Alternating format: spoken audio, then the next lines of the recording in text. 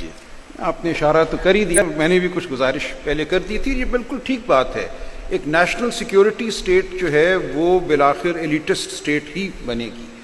لیکن اگر آپ یہ کہتے ہیں کہ یہ جو لوگ ہیں ہمارے یہ تو اس قابل نہیں ہیں کہ ان پہ اعتماد کیا جائے یا یہ حکومتی فیصلے کریں، ملک کے بڑے بڑے فیصلے، وہ تو ہم جانتے ہیں کہ ملک کے مفاد میں کیا ہے، تو پھر آپ وہ ذرائع پیدا کرتے ہیں اور وہ انتظامات کرتے ہیں جن کے ذریعے جو لوگوں کی آواز ہے اس کو باہر رکھا جائے اور جو آپ نے فیصلہ کر لیا کہ ملک کی ترجیحات ہیں ان کے مطابق ملک کو چلایا جائے.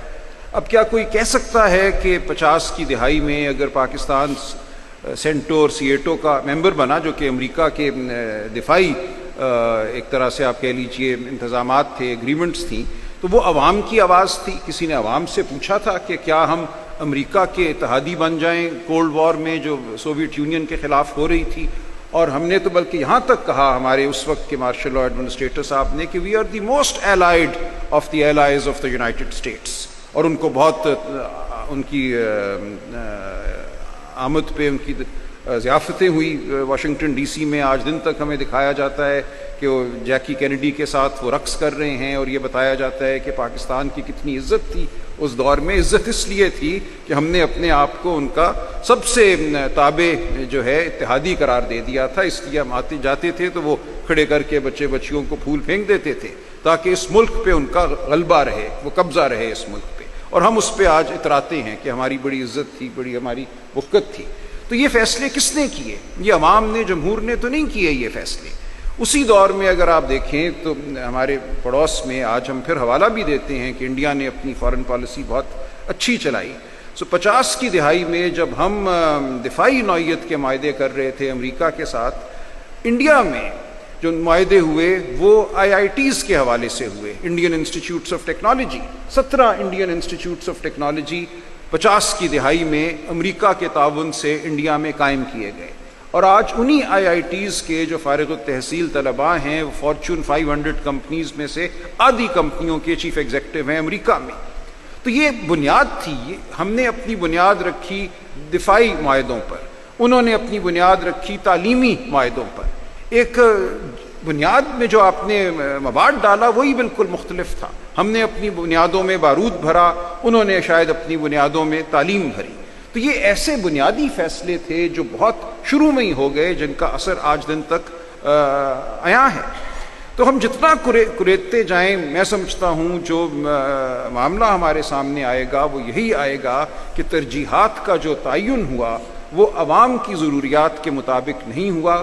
وہ ایک وجودی خطرہ جس کو ہم نے سمجھا، وہ کتنا حقیقت میں تھا اور کتنا نہیں تھا اس پر بحث ہو سکتی ہے، لیکن اس وجودی ایگزسٹینشل خطرے کو ہم نے جواز بنا کر بہت سے فیصلے ایسے کیے جن کی وجہ سے ہماری تعلیم بھی پیچھے رہ گئی، ہماری صحت بھی پیچھے رہ گئی، اور جو کچھ مشرقی پاکستان میں ہوا اس کا بھی تعلق ان معاملات سے ہے. اور جو ہماری سیاست اندرونی ہوئی ایک طرح سے اس زمانے میں اگر آپ دیکھیں جو عوامی تحریکیں تھیں ان کے بارے میں یہ کہا گیا کہ یہ تو لیفٹ کی تحریکیں ہیں، ان کا تعلق تو سوویت یونین سے ہے، یہ کمیونسٹ لوگ ہیں. آپ کو میں دعوت دوں گا کہ آپ پڑھیں 50 کی دہائی کے حوالے سے جو ہماری تاریخ ہے، اس سے بہت سی باتیں ہمیں آج کے بارے میں سمجھ میں آتی ہیں. پنڈی کانسپریسی کیس ہوا، اس زمانے میں جن لوگوں کو بند کیا گیا، ٹریڈ یونینز کو، جن اخبارات کو بند کیا گیا، سب پہ یہ الزام لگا کہ یہ جو بات کرتے ہیں، اگر وہ عوام کی بات کرتے تھے، یہ تو سرخے ہیں، یہ تو کمیونسٹ ہیں. اٹھا کے لوگوں کو غائب کیا گیا. حسن ناصر کون تھا شاید آپ لوگ نہ جانتے ہوں. تو ہماری تاریخ ہے جو خون آلود بھی ہے، جس میں سناٹا بھی ہے، جو آج ہمارے لیے تاریخ بھی ہے.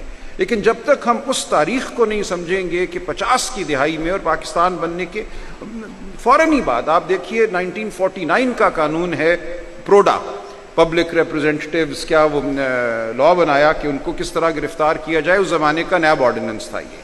1949 میں ایک قانون بنتا ہے جس کا اگر آپ پریامبل پڑھیں تو اس میں لکھا ہے کہ where as corruption is rampant in the state of Pakistan. 1949 میں یہ تعین کر دیا گیا کہ سیاستدان سب کرپٹ ہیں، اور 1949 کے آخر دسمبر تک جو اس وقت کی کانسٹیٹیوئنٹ اسمبلی تھی اس کے 95% ممبران کے خلاف کوئی نہ کوئی انکوائری یا انویسٹیگیشن یا مقدمہ قائم ہو چکا تھا. یہ ایک حقیقت ہے. یہ وہ لوگ ہیں جن کو ہم اپنا فاؤنڈنگ فادرز کہتے ہیں.